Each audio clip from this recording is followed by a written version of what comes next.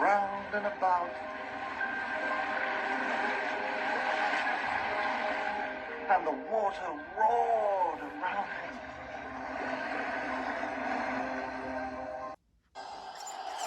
So Topham Hatt drove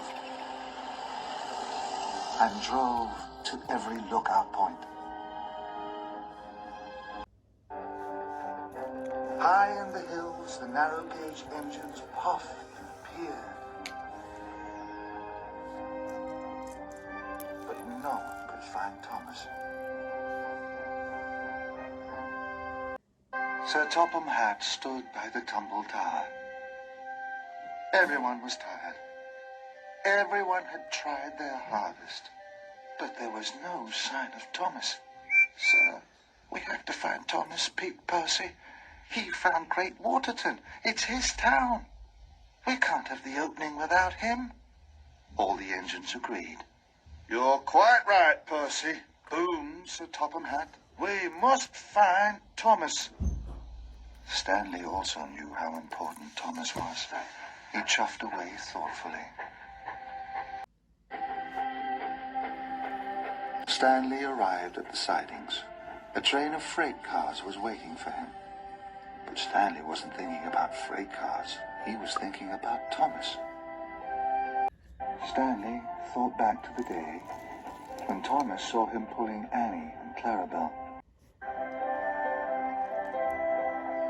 And he remembered the evening at Tidmouth Sheds.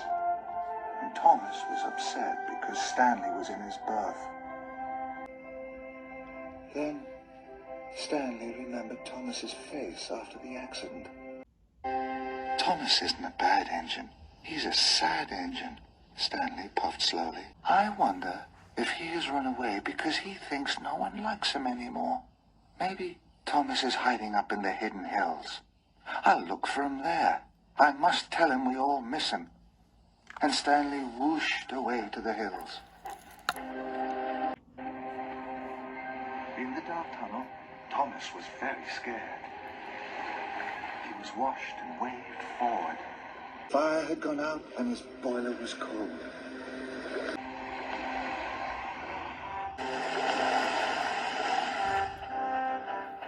Stanley was high up in the hills.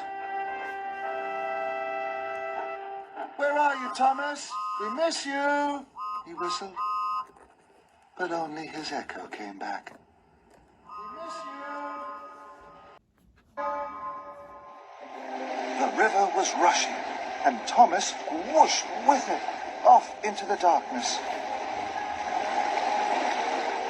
Suddenly, he crashed through a thick wall of bushes.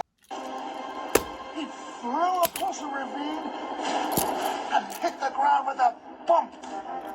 Thomas slid down a hill. Trees and rocks were everywhere. Help! Thomas cried.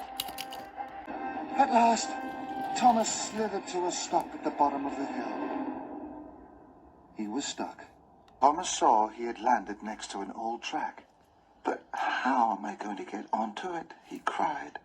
Thomas could do nothing but wait and hope. Stanley had looked everywhere. He couldn't find Thomas. Soon he would have to go back to work at Great Waterton. Thomas was thinking about Great Waterton. He thought about the tower, and the moment Stanley's freight car smashed into it, and the tower tumbled down. I wish I hadn't made Stanley pull all those freight cars. I didn't like him doing my jobs, and now look where I am. I'm a very silly engine, he puffed sadly. Thomas wished he was back with his friends. Stanley had to get back to Great Waterton. I'll blow my whistle one last time, Stanley wished, and he whistled loud and long. This time, Thomas heard the whistle. It's Stanley, he gasped. With his very last puff and his very last huff, Thomas blew his whistle as loud as he could. Stanley heard Thomas. Quickly, he reversed back to the branch line.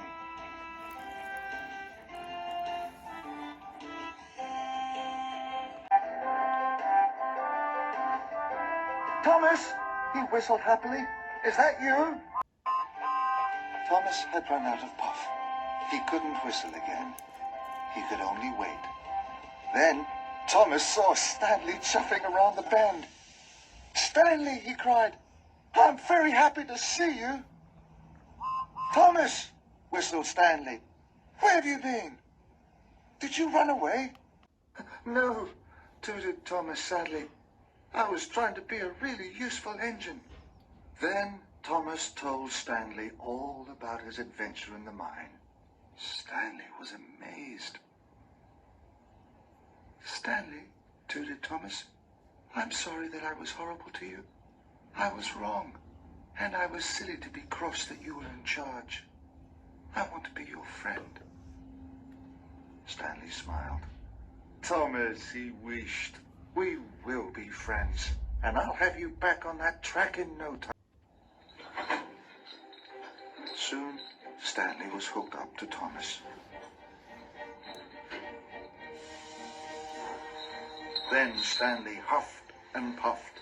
Thomas was very heavy. There was a lot of water in his firebox. Stanley didn't give up.